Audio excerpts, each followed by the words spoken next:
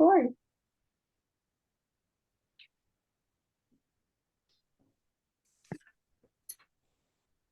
Okay, so how did you guys like the last half of the book?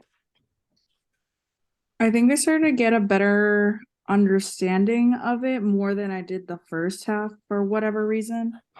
Um, but also I think I used the footnotes more. Like on page 1, it helped me better understand what he was trying to say in that.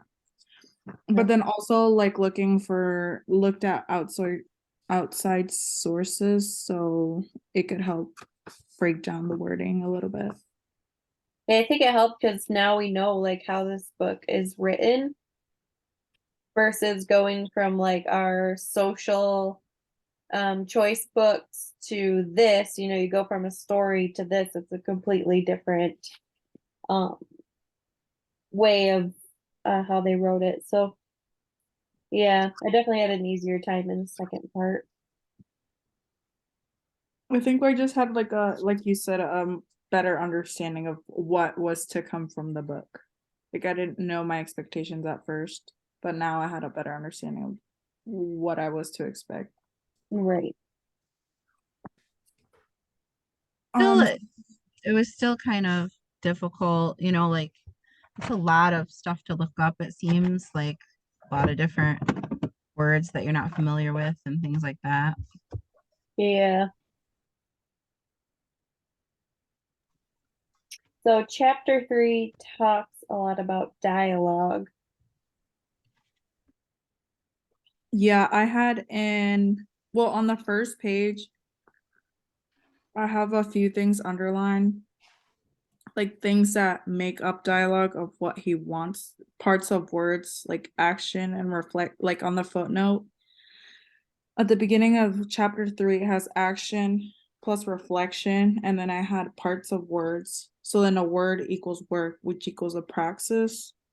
And then like further along, I just don't want to speak all of it on it right now. So then like just because it comes up again later in the book.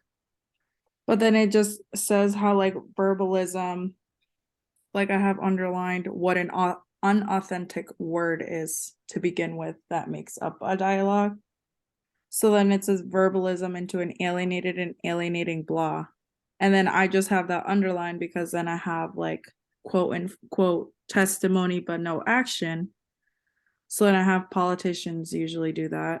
Like like they will say, "Oh, like I'll promise you this and this and this," but then there's no action to back that up. Which then there it says it's because it's an empty word, one which cannot denounce the world, for it is impossible without a commitment to transform, and there is no transformation without action. And then I have humans have the ability to transform or bring humanity forward. And then I have that is what he calls authentic in this chapter. Okay. And then how not everyone can have that dialogue cannot be confrontational, and that it is, where is it, and that like every human existence needs, like they cannot be silent, so they need dialogue, but it also cannot be nourished by false words, by true words with which men and women transform the world. To exist humanly it is to name the world, to change it, which is why he has an unauthentic word defined on the first page. I have like sacrifice minus action equals verbalism, and then sacrifice minus reflection equals activism. And then I had like verbalism as like, idle chatter is how he described it. Mhm. For the activism part, I said like people who protest and then like they try to push you to protest, like that's the only way of them showing that. I don't know. I just something that I wrote down. And then I also highlighted, this is on page 88. But while to say the true word, which is work, which is praxis, is to transform the world. And I said no one should think they can speak for others, but to stand in solidarity with others. Yeah, I think it touches on how like dialogue is truly like showing that you are on the same like level as another person. If you are able to have a conversation and let everyone contribute, then it's truly like dialogue, and it's sort of like the opposite of oppression in a way. Right. And then it says where it's kind of like to back up what you said. That's also somewhere I just saw it. Where he says dialogue cannot occur between those who want to name the world, but those who do not wish this naming, between those who deny the others the right to speak their word and those whose right to speak has been denied them. And then I have dialogue as thus an existential necessity. And I since have that as dialogue well. is like, yeah. And then I have the second sentence as well, where it says it's the united reflection and action of the dialoguers are addressed to the world, which is to be transformed and humanized. And then I have this is humanity. And then it says this dialogue cannot be reduced. And then I said, so meaning it can't be opinionated, because then it says the act of one's person's depositing ideas in others, nor can it be a simple exchange of ideas to be consumed.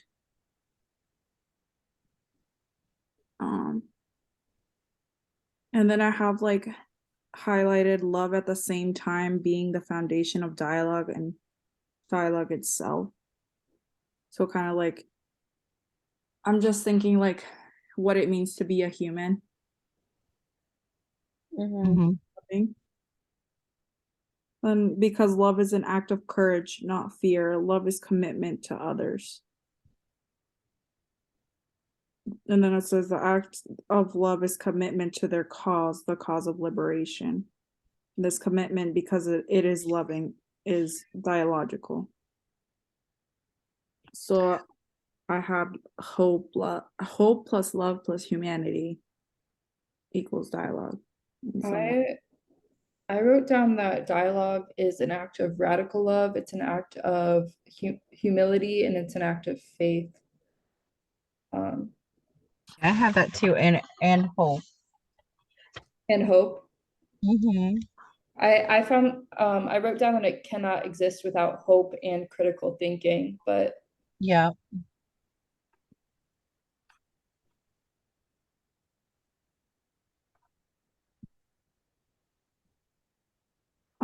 Back to the critical thinking part. That's like what he debunks kind of on 91 on page 91, where he says where he's describing the banking method, and I have debunked due to trust only being established by dialogue. And then in that same like few sentences, he describes what is trust. He defines what is trust in his definition. When I was talking about the hope on 91, it says, nor yet can dialogue exist without hope. So hope is rooted in men's incompletion.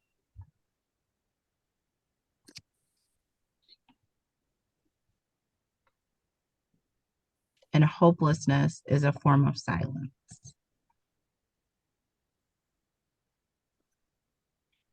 And I highlighted, I like the part where it says, if I do not love the world, if I do not love life, if I do not love people, I cannot enter into dialogue. Mhm.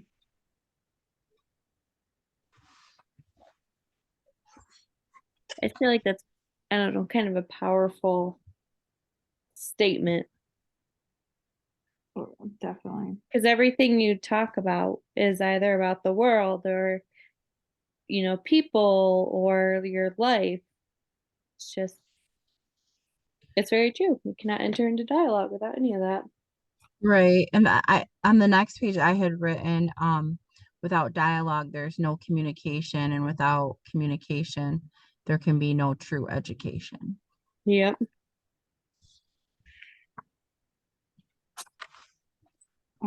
Kind of like what you guys are describing on that page, then kind of like back to the communication part, it says the bottom of 92, it says only dialogue which requires critical thinking is also capable of generating critical thinking.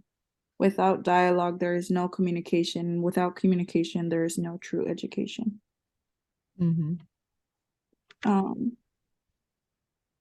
And that's where where they're describing problem posing, teaching again, like kind of like from the previous chapter. I think it was chapter 2, we were talking about that, banking versus problem solving. And he just gives an example. Well, what it is, like individuals of the things about which they want to know more. Instead of like when a program in which a teacher will discourse to his students and he answers his own question by organizing his own program. So that being anti-dialogical banking. That being an anti-dialogical banking educator.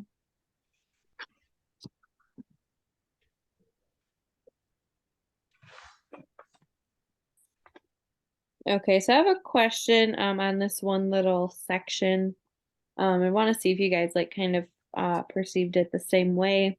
It's on page 90 towards the bottom, where it starts talking about self-sufficiency. It says self-sufficiency is incompatible with dialogue. Men and women who lack humility or have lost it cannot come to the people, cannot be their partners in naming the world. Someone who cannot acknowledge himself to be as mortal as everyone else still has a long way to go before he can reach the point of encounter. So, I don't know, I kind of took that as if you're kind of self-centered. I don't know. I was kind of confused on how to think about this section. But it just reminded me of people who are like kind of self-centered. I think they're in a higher pedestal. That's kind of what I took from that. Okay. Like someone who cannot acknowledge himself to be as more mortal as everyone else, but still has a long way to go before he can reach the point of encounter. But kind of like what you're saying too, though, now that I'm rereading that. Yeah, I could I see you think, too. yeah, I think of that the same way. Like, if you can't be humble and if you think you're better than everyone else, then I don't think you can acknowledge.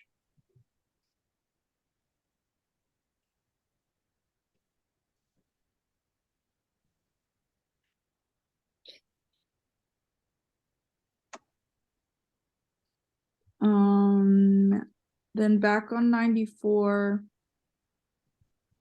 I have highlighted many political and educational plans have failed because their authors designed them according to their own personal views of reality, never once taking into account, except as mere objects of their actions, the men in a situation to whom their program was ostensibly directed. So I kind of went back to like at the beginning of the chapter where being the authentically, like the word has to be authentic. It's kind of like I would just highlight that to go back to that, like why that fails or why kind of those people would be quote unquote unauthentic.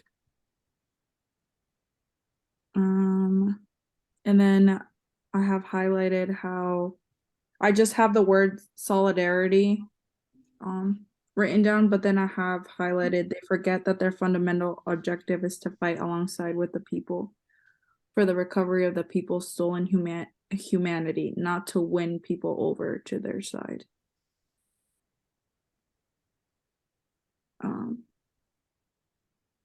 And then I have on that page, which was 95, I just have like I usually just highlight and then like have like two small words so like I can reference back to it. Like I have humanity as like my word for this that I highlighted. It's also on page 95. This task implies that revolutionary leaders do not go to the people in order to bring them a message of salvation, but in order to come to know through dialogue with them both their objective situation and their awareness of that situation, the various levels of perception of themselves and of the world in which with which they exist. Okay. Sorry, go ahead. So I just said that was kind of like it says itself, like having a sense of humanity, essentially, or self-awareness of others. One thing I wrote down that I think kind of like falls into that is revolution for the people equals revolution without the people. A revolution that sees oppressed people as ignorant or objectifies them buys into the myths oppressors use to keep their power. That's a good one. Mhm. What page is that on? I just write my notes outside of the. It's okay, no worries. I So just to go back sometimes just to reread for my own. it's in chapter 4 though. That's really all I know. Okay. No worries. What else do I have? I'm just going through chapter 3 right now. I think I only have a couple more, and then I'm done with chapter 3. Oh, and then I have on page 99, there's an example being given, kind of like throughout the book, like to be authentic is true to transforming, to having a transformation, or to bring humanity forward. But then on 99, he gives an example of how animals can't transform. Like animals cannot know the limits imposed by here, the now, or the there. And then I have humans, however, because they are aware of themselves and thus of the world, because they are conscious beings, exist in a dialectical relationship between the determination of limits and their own freedom. So kind of like how we determine that. How we as quote unquote conscious beings. Okay. I had back on 96 it highlighted that it's not our role to speak to people about our own view of the world, nor attempt to impose our view on them, but rather dialogue with people about their view and ours. So kind of trying to mesh the two together, not impose my views on other people or make them think, like I was thinking like talking back and forth, in engaging with the person, like not just talking about all of my stuff and what I think, but allowing them to answer as well. I do like that one.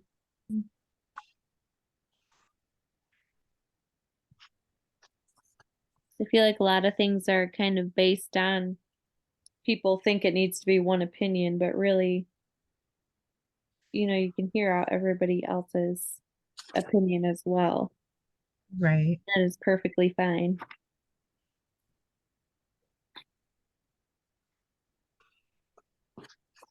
I think it's important to hear other people's opinion because sometimes you learn things that you didn't know. Yeah, for Through sure. that, like if, like some things I might not have thought of, but yet I hear somebody else talk about it and I'm like, oh, I never thought of that. I never thought of it that way, Mhm. Right. because people have totally different views of different things. Part Yeah. of being educated is like listening to other people's point of view, for sure. Mm-hmm. Exactly.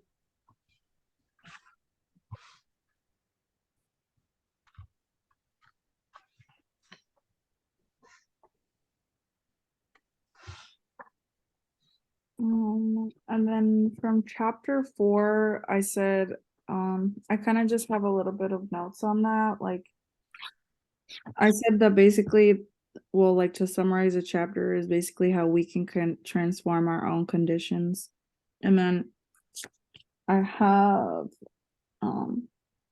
kind of like they were talking a lot about like reflection and action, how you need to have both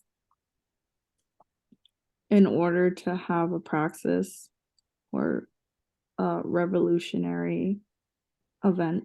Oh, they have revolutionary praxis must stand opposed to the praxis of the dominant elites, for they are by nature antithetical. And I said that this meaning that people like it's kind of like an example of like a president can't lead without people, like he can't just be the oppressor, quote unquote. And then I have revolutionary praxis as a unity, and the leaders cannot treat the oppressed as their possession. I think we already said that though. But then I just have people are not second. And then I just have an example of like a country that's like that. Okay. Then on 127, I also have revolutionary process. I have, well, the sentence is, it is absolutely essential that the oppressed participate in the revolutionary process with an increasingly critical awareness of their role as subjects of the transformation. So it's kind of like the self-aware, what we were just talking about, like the self-awareness, or like not thinking, like trying to be more humble, not thinking you're better than anyone. Mm-hmm. I think. I think that's a common theme throughout this entire book, Right. is to stay humble. Like in the first chapter, it talks about like our connection with, not viewing yourself as more than, say, a homeless person. And Right. so I think that follows throughout the whole book for sure, is that be humble. I also had from like the first page in chapter 4, it talks about how animals are immersed and human beings emerge. So I thought that was interesting. Like, that humans emerge out of like their surroundings, where dogs kind of, or animals kind of, immerse into their surrounding. Like when you bring a dog into your house, they get used to your, routine and whatnot, where we kind of create the routine and, make it what it is. Yeah, that's a good point.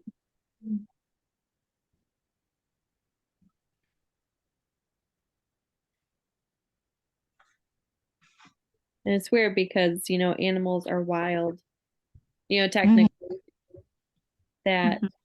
they've over time just immersed themselves into our lives. And we have just, I mean, we all started off as cavemen, so history and stuff. So, but, so I guess we were wild at one point, Yeah, right. but we Is would that think we would all be just homebodies and just stay in our little bubbles, but we don't. like a form of reflection, you think, like how we can reflect and then from that do something about it? Yeah. What else, or how that kind of goes with that? I wrote reflection plus people equals praxis, and then I have dialogue with the people is radically necessary to authentic revolution. And then I have its very legitimacy lies in the dialogue. And then I have the earlier dialogue begins, the more truly revolutionary will be the movement. Will the movement be? Yep. And then on 129, I also have the revolution is made neither by the leaders for the people, nor by the people for the leaders, but by both acting together in unshakable solidarity. Meaning that the leaders witness to it by their humble, loving, and courageous encounter with people. That men or women that are inflexible and treat others as mere objects instead of nurturing life, they kill life. Instead of searching for life, they flee from it. These are oppressor characteristics.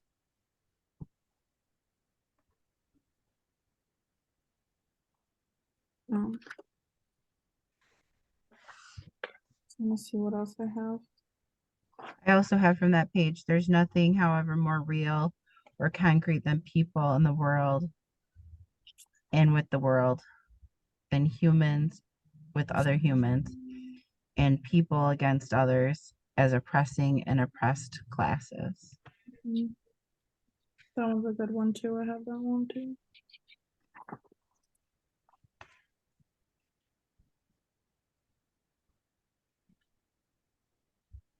So basically throughout the book, critical thinking, problem solving, method, or way of education. Yep. The five, was it five or was it four that we talked about? I just highlighted them, like the ones where we said dialogue cannot exist without humility, dialogue cannot exist without faith. Or on page 91, it just says founding itself upon love, humility, and faith, dialogue becomes a horizontal relationship of which mutual trust between the dialoguers is in logical sequence. No, logical consequence, sorry. And then where's, I'm trying, sorry. Again, my scribbles do not help. And then again, we talked about hope. I'm just trying to make sure I like say everything that I highlighted.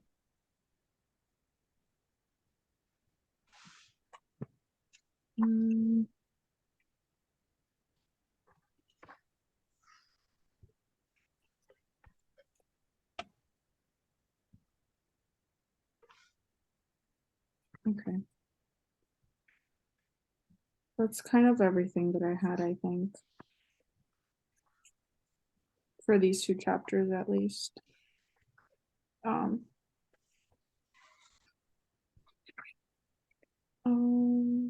And then kind of like that dialogue needs to be an equal exchange of needs to be an equal exchange. Language, words, dialogue need reflection and action. And that's kind of the end of my notes. Okay.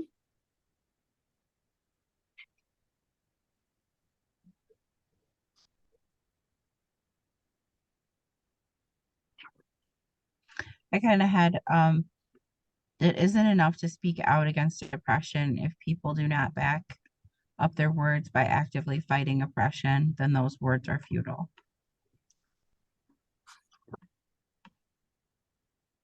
What page is that one on? This was in chapter 3.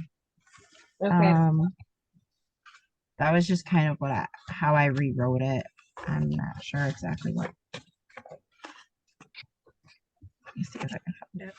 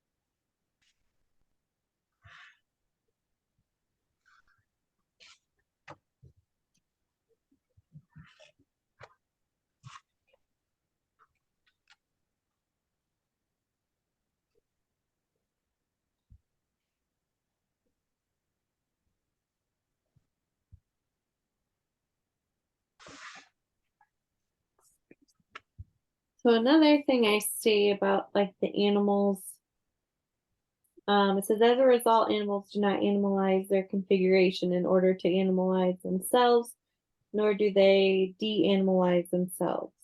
Even in the forest, they remain beings in themselves as animal-like there is in the zoo. So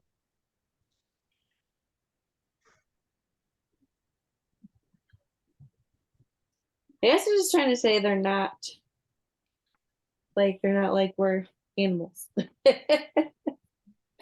It's a very human thing to be like, that's an animal.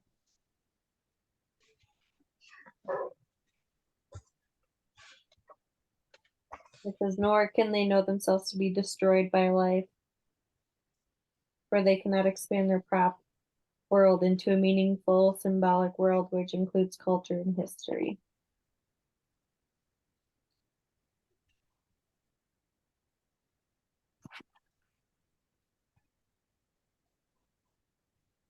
So versus humans, where we're like, we go to put an animal down and you're like, oh, it's so, to them it's, you know, They're just feeling sleepy. yeah. Like they don't think of it as, oh, these are the end of my days, Yeah. Or comprehend that at that. It's kind of like where it also says animals cannot commit to themselves in general. Mm-hmm. So that's why I also said animals cannot transform, aka transform humanity, at least. Yeah, like I'm a firm believer that like animals have feelings and No, everything. I don't know why the book was like kind of like Animals are just there. But like I do agree, they don't think of things as intensely as humans do.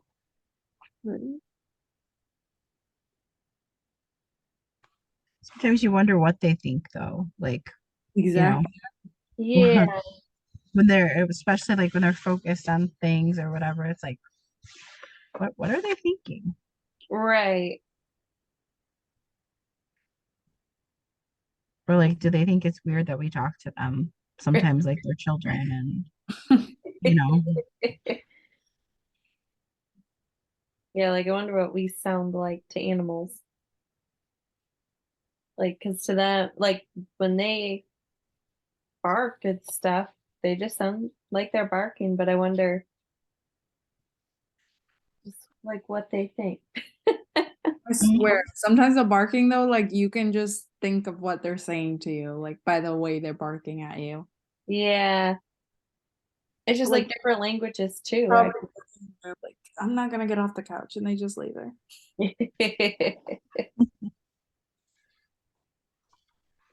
Yeah, like different languages. I'm like, I don't know how they understand each other. But then we're doing the same thing, There's people who don't know how we understand English and crazy.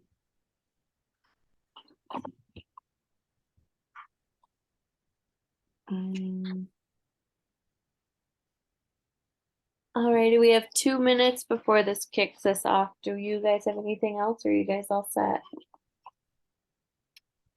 No, I think I'm all set. I'm just been trying to go back through my pages, but I'm just confusing myself by doing that. So I'm like, I already said that.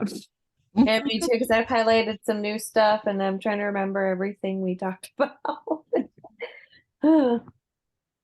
I think I'm good. I don't know. I'm not sure about everyone else, but I think so. I think I'm good. Yeah, I'm good. Okay. Awesome.